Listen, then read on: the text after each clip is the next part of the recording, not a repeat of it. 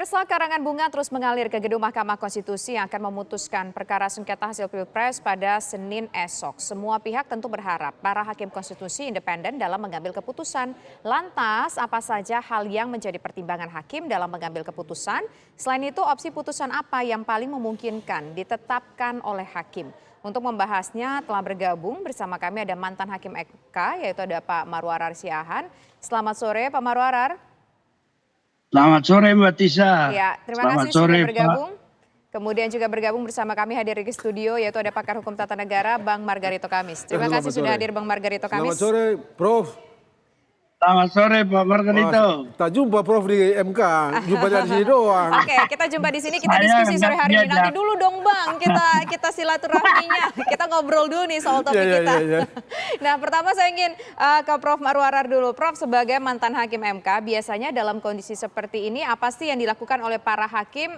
RPH itu apa saja sih? Karena kalau kita lihat dari media-media yang ada, RPH ini terus dilakukan oleh para hakim. Apa saja yang dilakukan dalam RPH tersebut, Prof? Biasanya.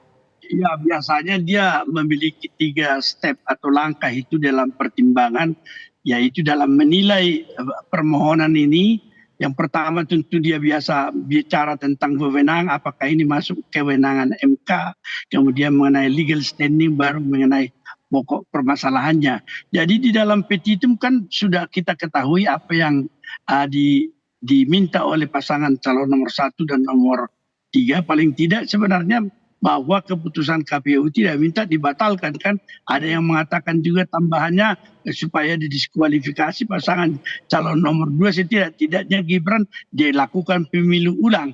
Jadi seluruh pertimbangan tentu akan diarahkan pada tiap permohonan itu, tiap dalil yang dilakukan, dan melihatnya dari sisi apa yang dikatakan tadi, baik kewenangan, kemudian alat-alat buktinya mendukung atau tidak. Kalau misalnya ada 2 bukti minimum mendukung salah satu petitum atau permohonan itu, kemudian harus ditanyakan juga apakah dengan 2 alat bukti itu hakim itu sudah memiliki keyakinan untuk mengambil keputusan apakah sesuai dengan petitum atau menolak petitum atau permohonan itu. Saya kira inilah pergulatan hakim konstitusi yang akan berlangsung sampai dengan pengambilan keputusan. Tetapi sekarang menurut saya mereka sudah mendapat keputusan itu, tetapi bagaimana menyusun putusan itu menjadi satu masalah besar sekarang, karena biasanya jumlah daripada apa yang dikatakan keterangan saksi ahli, data-data itu, dan kemudian termasuk sekarang amicus curiae yang sesungguhnya itu menjadi suatu hal yang akan dilihat relevansinya dari apa petitum yang dikemukakan, dan kemudian akan ditimbang dari sisi apa yang dikatakan alat bukti itu mendukung atau tidak. Saya kira ini yang menjadi proses yang terjadi dalam setiap perkara, proses perkara, sampai akan mencapai satu musyawarah untuk pengambilan keputusan akhir. Demikian Mbak Tisa. Ya, Prof, kalau kita lihat ini ya ada beberapa poin yang sangat penting sekali. Tapi tadi menarik Prof sampaikan bahwa sebetulnya sekarang hakim-hakim tersebut sudah memiliki keputusan, tapi masih memikirkan bagaimana cara untuk menyampaikan keputusan tersebut.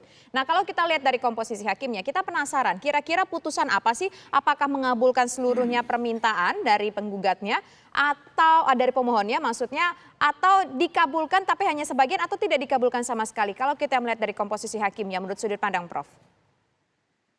Ya, kalau saya kira tentu untuk sampai kepada tingkat itu saya tidak bisa melihat apakah ada perubahan apa sikap dari para hakim itu, tetapi kalau konsistensinya dijaga maka kita melihat kepada arah daripada putusan nomor 90, di mana hakim itu terbelah dalam 2, satu yang mengabulkan misalnya perubahan pasal 169 huruf Q itu, bahwa boleh seorang yang belum berusia 40 tahun kalau dia sudah pernah menjabat jabatan yang dipilih dalam pemilu.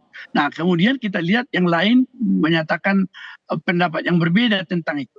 Nah, di sini akan kita lihat juga bahwa akhirnya ada 2 kubu ini, bahwa putusan nomor 90 sebagai landasan pendaftaran pasangan calon nomor 2 itu, terutama Gibran, itu didasarkan pada putusan nomor 90 yang di dalam putusan Majelis Kehormatan dinyatakan ketua majelisnya yaitu Pak Anwar dia melanggar kode etik, memiliki konflik kepentingan terhadap itu, tapi dia tidak mundur.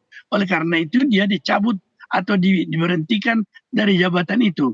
Nah dampaknya, maka sebenarnya salah satu yang paling menonjol, kalau di dalam undang-undang kekuasaan kehakiman dikatakan kalau ada kondisi seperti itu, maka putusan itu dianggap tidak sah dan ada perintah lagi supaya diputus lagi dengan majelis yang berbeda. Nah, kesempatan ini tidak dipergunakan atau tidak dapat dicapai oleh majelis majelis MK yang tersisa itu, sehingga kemudian dibawa lagi ke KPU dan kemudian di KPU seluruhnya dihukum oleh Dewan Kehormatan Penyelenggara Pemilu, dan itu menjadi suatu persoalan sekarang yang akan dilihat, terutama kalau saya ingin melihat ini sahkah nggak masuknya Gibran di dalam hal ini. Nah tentu saya dengan melihat Pak Margarito di sana akan ada mengatakan ini menjadi wewenang siapa, apakah itu sampai terakhir ditun ataukah misalnya itu sekarang akan menjadi wewenang daripada MK.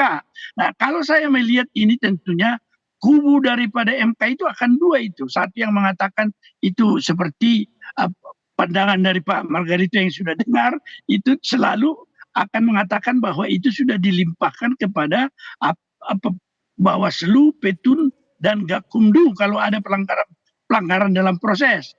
Tetapi aliran yang berikutnya bahwa setiap proses kalau dia tidak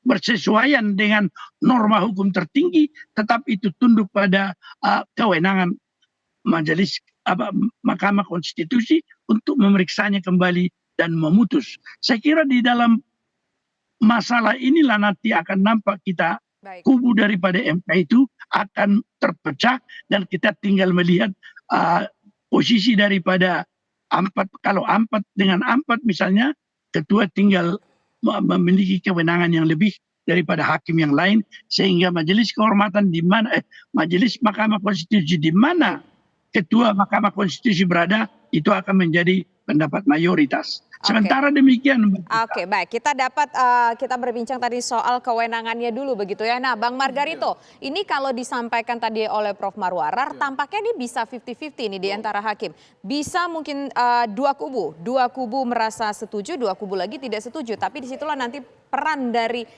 ketua hakimnya. Oke, begini.